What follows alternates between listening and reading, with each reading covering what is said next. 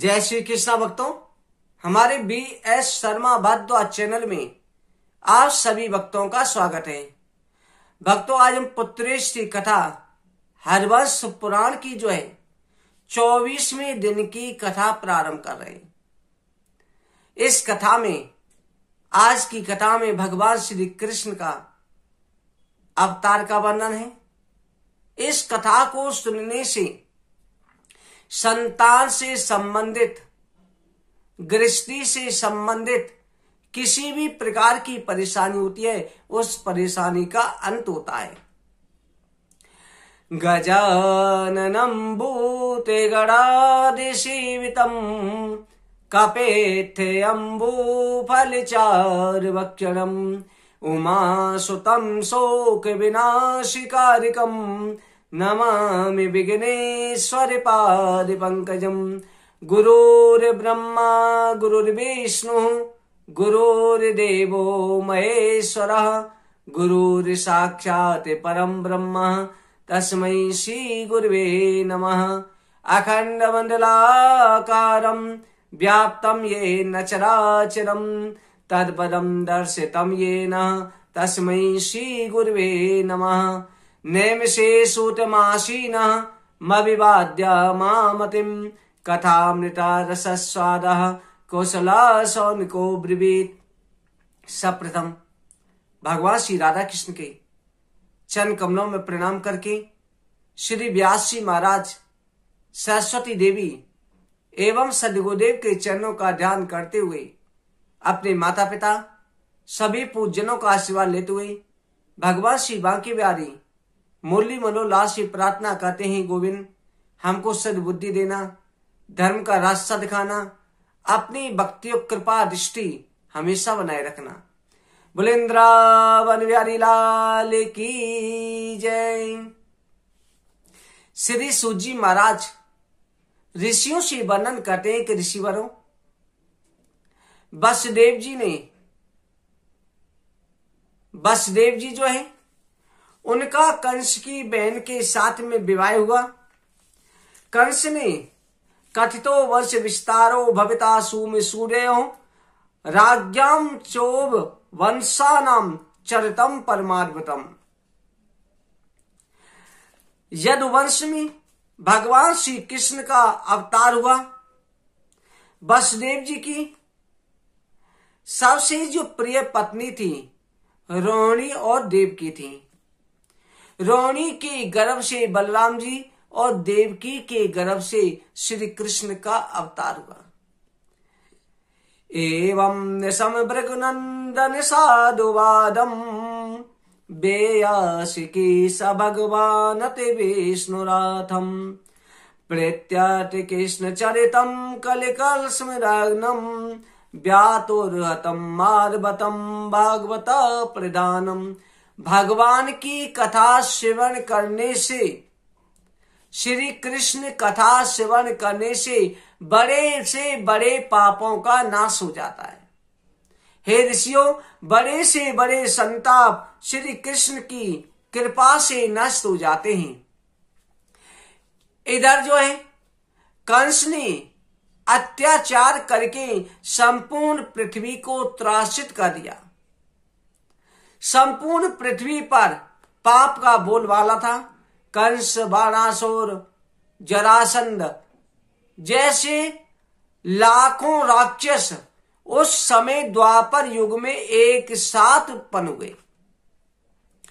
पृथ्वी जो है गाय का रूप धारण करके देवराज इंद्र की सभा में पहुंची कि हे देवेंद्र, इस समय मेरे ऊपर बहुत पाप हो रहा है, मैं रसातल को जाना चाहती हूं। देवराज इंद्र के लगे, देवी इस समय राक्षसों के पाप के कारण, उनकी शक्ति के कारण हम ही असमाते, हम भी राक्षसों से पीड़ित हैं। पूजा पाठ यज्ञ दान हवन सब कुछ बंद हो गया है। राक्षसों ने हमारे स्वर्ग लोक को भी छीन लिया है। हम सभी मिलकर के ब्रह्मा जी के पास जाते। देवराज इंद्र पृथ्वी को लेकर के ब्रह्मा जी के पास में पहुंचे। ब्रह्मा जी भगवान शिव जी के पास जाते हैं, देवों के देव महादेव से प्रार्थना करते हैं कि भगवान इस समय आप पृथ्वी का भार हरण करें। भगवान शिव जी ने कहा कि हे देवताओं, हे ब्रह्मदेव, राक्षस मेरी भक्ति भी करते हैं, साथ में समय पर जो राक्षस इतने हो गए हैं, इसको पृथ्वी के भार को उतारने के लिए आप सबको, हम सभी को श्री हरि का ध्यान करना चाहिए।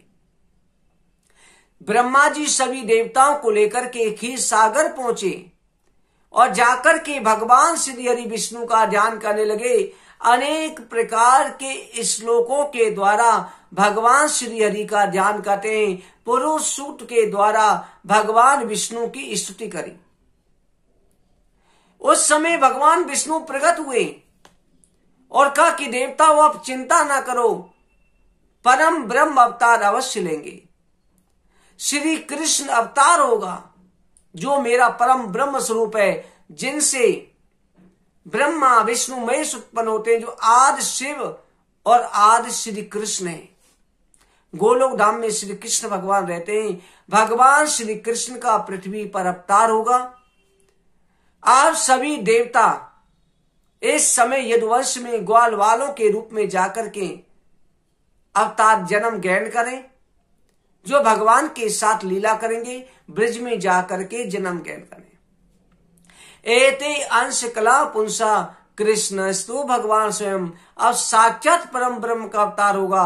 अब तक जितने अवतार हुए थे, भगवान के अंश अवतार हुए थे। सभी देवता आकर के यदुवंश में जन्म ग्रहण कर लेते हैं। इधर गोलोक धाम वासी ब्रिज में आकर के अवतार ग्रहण करते हैं। इधर वसुदेव अपनी बहन देवकी का विवाह, कंस जो है अपनी बहन देवकी का विवाह वसुदेव जी के साथ में तय कर देता है। कंस की बहन देवकी का विवाह वसुदेव जी के साथ होता है। वसुदेव जी जो है मथुरापुरी में विवाह करने के लिए आते हैं। बड़ी धूमधाम से कंस उनका स्वागत करता है। देवकी वसुदेव का विवाह होता है।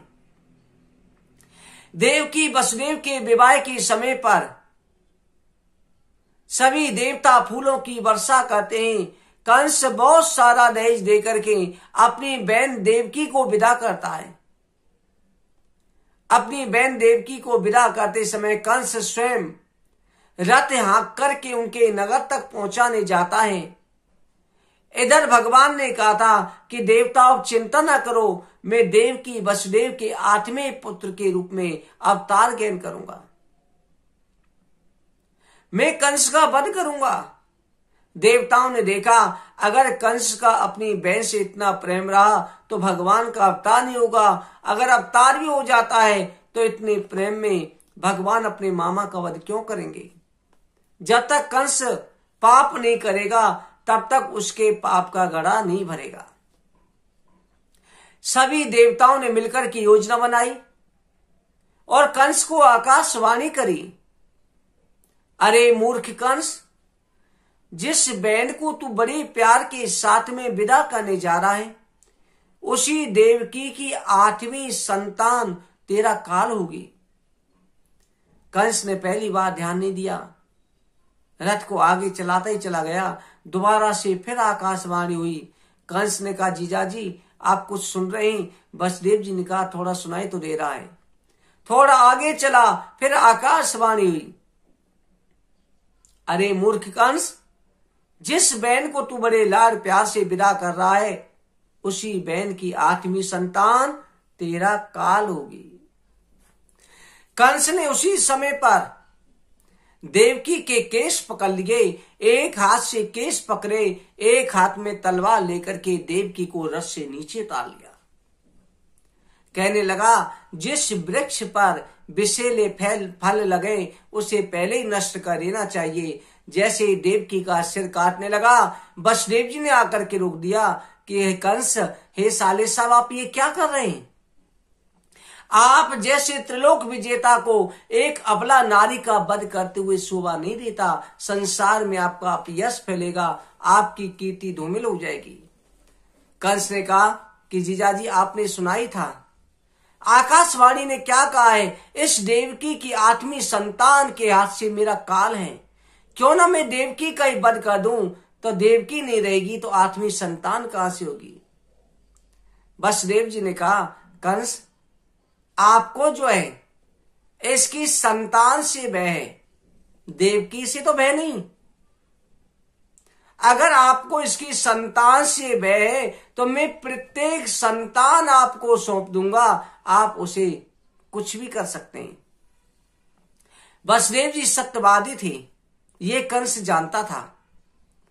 वसुदेव जी ने कहा, मैं यमुना मैया की सौगंध खा के कह रहे हूं कि मैं प्रत्येक संतान तुम्हें सौंप दूंगा, 10 कदम गंगा जी की तरफ चल के दिखाए। कंस ने कहा, ठीक है जीजा जी, आपके कहने पर आप अपने वचन का ध्यान रखें, मुझे तो संतान की जरूरत है, मैं संतान का ही वध कर दूंगा। वसुदेव देवकी को अपने महल के अंदर ही रख लिया कि आप यहां से जाओगे नहीं, कि संतान को बदल दें। महलों के अंदर रहने लगे। पहली गर्भ धारण हुआ, पहली संतान के रूप में कीर्तिमान नाम के एक देव शक्ति उनके गर्भ में पधारी। उसके जन्म होते ही वसुदेव जी उसे लेकर के कंस के पास में पहुंचे। कहा कि हे कंस, ये देखो देवकी की पहली संतान है। कंस ने वसुदेव जी की सत्य निष्ठा देखी, बड़ा प्रसन्न हुआ। संतान को लेकर के गोदी में खिलाने लगा। नाजुक सा प्यारा सा बालक है। कंस कहने लगा, वसुदेव जी, जीजा जी, मैं जानता हूं कि देवकी की 8वीं संतान के हाथ से मेरी मृत्यु है। इस पहली संतान ने मेरा कुछ नहीं बिगाड़ा, इससे मुझे कोई भय नहीं है। इसे आप ले जा सकते हैं और जा करके अपने पास रखें, इसका पालन पोषण करें। वसुदेव जी लेके तो चल दिए, परंतु मन में बहता कि इस दुष्ट का कोई भरोसा नहीं, कि दुष्ट का कभी भी भरोसा नहीं करना चाहिए।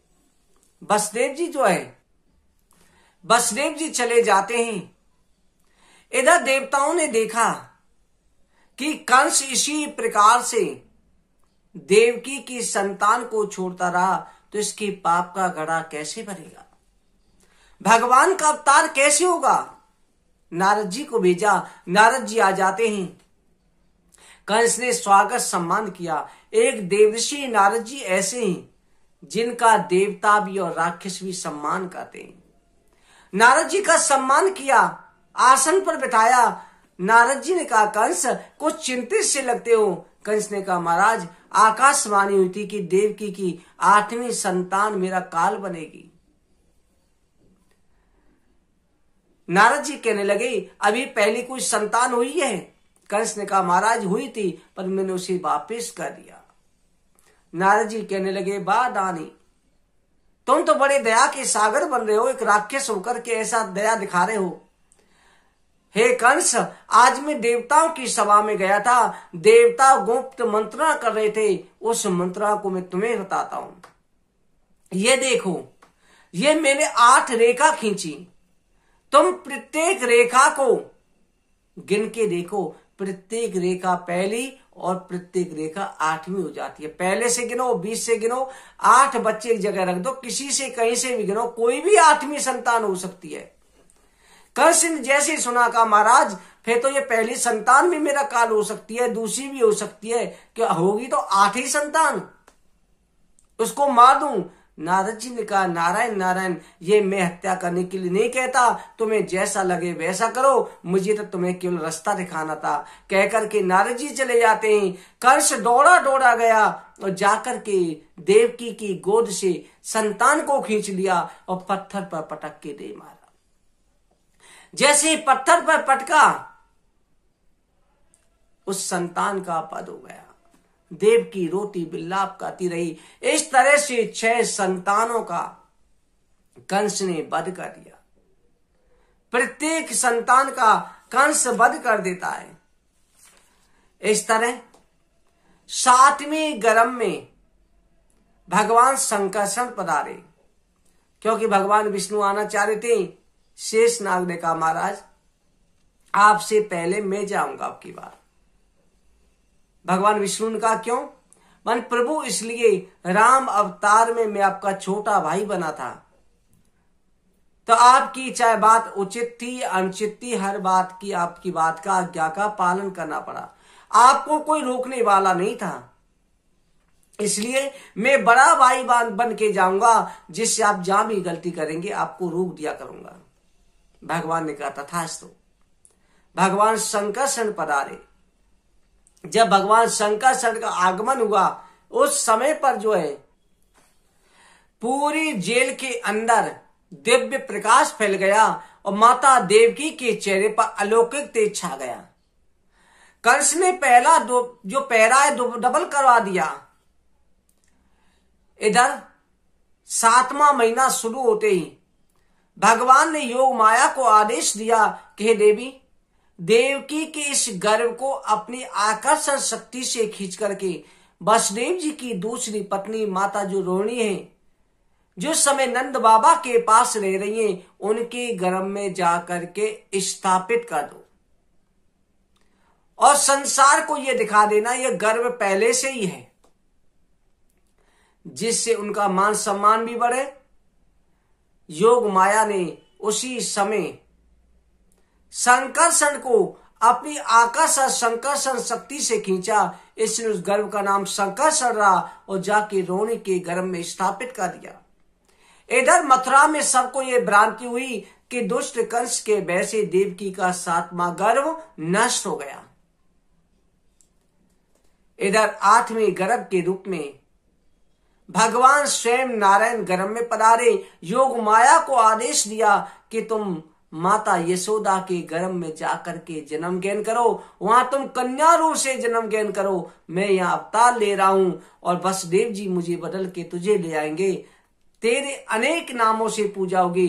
तुम्हें देवी चामुंडा, रक्तदंतिका, दुर्गा, महामाया, माँ योगिन, माधीश्वरी अनेक नामों से आपको पुकारा जाएगा। आपकी कलयुग में जगह जगह पर पूजा होगी। इस तरह से योग माया को आदेश दिया। योग माया ने माता यशोदा के गर्भ में वास किया। इधर भगवान जो जब माता देवकी के गर्भ में पधारे, भगवान अपने दिव्य तेज से पधारते हैं। भगवान ये नहीं कि गर्भ के अंदर प्रवेश कर जाते हैं, अपना तेज भेजते हैं और प्रकट के समय स्वयं आ जाते हैं। उस समय पूरी जेल के अंदर ऐसा अलौकिक प्रकाश हो गया कि सबकी आंखें चकाचौंध हो गई। अब कंस ने सारे राक्षसों को, जितने भी राक्षस से कई गुना पैरा करवा दिया, सबको सचेत कर दिया। उनमें जो है उस कंस ने टन्नावत, बकासुर, प्रलंब, चारुण, मुष्टक, अगासुर, देवी वानर, केती, गदबर, बारासुर सभी को जो है चारों तरफ पैरे पर लगा दिया कि जिसमें परिंदा भी पर नहीं मार पाए, स्वयं देवता भी अंदर प्रवेश नहीं कर पाए। उस समय पर भादों का महीना, कृष्ण पक्ष, अष्टमी तिथि, रोहिणी नक्षत्र था, बुधवार का दिन था। भगवान के प्रकट होने का समय आ रहा है। रिमझिम बारिश होने लगी क्योंकि वर्षा ऋतु थी। आधी रात के समय पर भगवान अपने दिव्य चतुर्भुज रूप से जेल के अंदर चंद्रमा के कलाओं के अंदर में प्रकट होते। इधर सभी देवता आकर के गर्भ में भगवान की स्तुति करते हैं। सत्य व्रतम सत्य परम त्रिसत्यम सत्य योनि नित्यम च सत्य सत्यात्मकम तम सत्य नित्यम सत्यात्मकम तम शरणम प्रपद्ये। हे प्रभु, आप ही सत्य हैं, आप ही आदि नारायण हैं, आप ही सत्य हैं। आपके अलावा संसार में कुछ भी सत्य नहीं है। देवता अनेक प्रकार से स्तुति कर रहे हैं और स्तुति करके फूलों की वर्षा कर चले गए। पूरी जेल के अंदर फूल ही फूलों की सुगंधी फैल रही है। स्वर्ग लोक के दिव्य पुष्प हैं। भगवान ने प्रकट होकर के आवाज दी, माता, हे पिता, जागो, देखो, मैं अवतार ग्रहण कर रहा हूं। वसुदेव देवकी की आंखें खुली। उन्होंने सामने चतुर्भुज रूप भगवान नारायण को देखा। भगवान नारायण की अनेक तरह से स्तुति करी। कहे, प्रभु, आज आपके दर्शन करके हमारा जीवन धन्य हो गया। भगवान ने कहे, माता, कुछ देर के बाद में मेरी माया से आपको ये सारा ज्ञान भूल जाएगा। आपने पिछले जन्म में तपस्या करी थी। आप जिस समय पर कश्यप अदिति थे तब मैंने वामन अवतार ग्रहण किया था। फिर आप जो है दशरथ और कौशल्या माता बने, उस समय अवतार किया। इस समय देवकी वसुदेव बने, कृष्ण अवतार ले रहा हूं। आपने 3 जन्म तक मुझे प्राप्त करने का वरदान मांगा था। मेरे जन्म के बाद में वसुदेव जी आप जाना और जाकर के नंदगांव में यशोदा मैया की एक कन्या उत्पन्न हुई है, उस कन्या को उठा लाना और मुझे वहां छोड़ आना। तुम्हारे लिए रास्ते स्वतः ही बनते चले जाएंगे।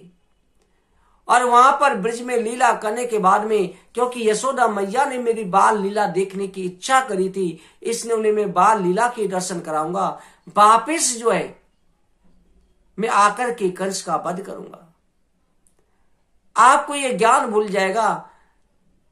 माता देवकी ने वसुदेव जी ने अनेक प्रकार से स्तुति करी। भगवान अंतर ध्यान हो गए और भगवान ने चतुर्भुज रूप त्याग करके उसी समय 2 भुज का नन्हे गोपाल का हाथ में बंसुरी है, सिर पर मोर पंख है, कमर में कदनी है, अपने पैर का अंगूठा चूस रहे, छोटे से बाल मुकुंद के रूप में भगवान सामने प्रकट हो गए। बोलो बाल कृष्ण लाल की जय। वसुदेव देव की सारा ज्ञान भूल गई। उस समय वसुदेव जी को बड़ी चिंता हुई कि इस बालक की कैसे रक्षा करी जाए। सामने एक टोकरी आ गई। उस टोकरी में कृष्ण भगवान को रखने के लिए जैसे ही हाथ बढ़ाया, उसी समय माया के बंधन खुल गए। हाथों की हथकड़ी खुल गई, पैरों की बेड़ियां खुल गई, सभी पहरेदार सो गए। वसुदेव जी जो है आज कृष्ण जी को उस छबड़े में रख करके,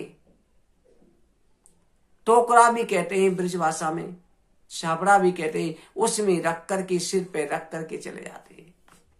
जैसे जाते ही सारे दरवाजे खुल गए। रिमझिम बारिश हो रही थी। पीछे से शेष नाग आकर के अपने फनों की छाया करते हैं कि मेरे इष्ट आ रहे हैं। इधर बलराम जी ने नेत्र नहीं खोले थे।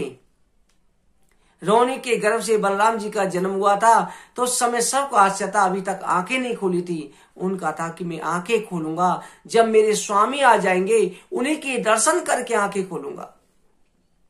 यमुना जी होकर के जाते हैं, देवता फूलों की वर्षा कर रहे हैं। यमुना जी अपने स्वामी को देख करके उमड़ने लगी। वसुदेव जी के कंठ तक जला गया। भगवान ने चरण बढ़ाए, यमुना जी ने चरण स्पर्श किया। इस अवतार में प्रभु मुझसे शादी करेंगे, मैं इनकी पटरानी बनूंगी, मेरा नाम कालिंदी होगा। यमुना जी प्रसन्न होकर के रास्ता दे देती है। वसुदेव जी नंद भवन में पहुंचे। इधर योग माया के आते ही यशोदा मैया, सारे ब्रिजवासी सो गए, सबको गहरी निद्रा आ गई। वसुदेव जी जाते हैं और जाकर के देखते हैं यशोदा मैया लेटी हुई, उसके साथ में यशोदा मैया के पास में कन्या खेल रही है। कृष्ण जी को सुलाया, आज परमात्मा को वहां पर छोड़ा और माया को उठा लिया। माया को लेकर के आते हैं। जैसे ही आए, वापिस आते ही जैसे वापस आए, सारे दरवाजे बंद हो गए, हथकड़ियां लग गई, बेरियां पड़ गई, पहरेदार जाग गए। बच्ची ने रोना शुरू कर दिया, क्योंकि माया रुलाती है। परमात्मा आते तब बंधन छूट गए और माया के आते ही बंधन लग गए। पहरेदार दौड़ करके जाते हैं, कंस को खबर देते हैं। कंस दौड़ करके आया, गिरता हुआ आया और आकर के देखता है। जैसे देखता है, देवकी कहती है, भैया ये तो कन्या है, ये तो पुत्री है, इसकी हत्या का पाप लगेगा। कंस ने देखा कि विष्णु ने, देवताओं ने छल किया है, परंतु पुत्र जा कहां सकता है। पुत्र की जगह पुत्री भेज दी, परंतु पुत्री भी तो दुर्गा बन करके मेरा नाश कर सकती है। पुत्री ने शुंभ निशुंभ मारे थे, कन्या भी तो मेरा काल हो सकती है। कह करके जैसे पत्थर पर मारना चाह, उसी समय योग माया ने झटका दिया, आकाश में बिजली बनके कड़कने लगी। अट्टहास किया, जिस जगह पर अट्टहास किया उसे देवी आतस कहा जाता है। आज वहां मनसा देवी नाम से माता खड़ी हुई है। वहां पर बड़े दिव्य दर्शन होते हैं, हर मनोकामना पूरी होती है। कारे मूर्ख कंस, मुझे माने से तुझे क्या लाभ होगा, तेरे माने वाला तो कहीं और पैदा हो चुका है। यह कहकर के योग माया अंतर ध्यान हो गई और देवी आतस में जाकर के विराजमान हो गई, जो ब्रज क्षेत्र में वृंदावन के पास ही पड़ती है। इधर कंस ने वसुदेव देवकी की हथकड़ियां खुलवा दी, कहा जीजाजी और बहन मुझे माफ करें, देवताओं ने छल किया था, मेरा काल तो कहीं और चला गया। इधर भगवान श्री कृष्ण नंदगाम पहुंच जाते हैं। अब कल की कथा में भक्तों नंदोत्सव की और सत्तासुर वध की, पूतना वध की कथा का वर्णन करेंगे। आज की कथा कहीं पर विश्राम करते हैं। भगवान श्री कृष्ण के जन्म की, जिस प्रकार से नंद बाबा, यशोदा मैया, वसुदेव देवकी के घर में कृष्ण जी का आगमन हुआ, आपके घर में भी, आपकी गोदी में भी बाल गोपाल का आगमन हो, यही हमारी प्रार्थना है। ये हम प्रभु से अर्जी करते हैं, आप सभी की मनोकामना पूरी हो। बोले वृंदावन बिहारी लाल की जय। जय जय श्री राधे, जय जय श्री राधे, जय जय श्री राधे।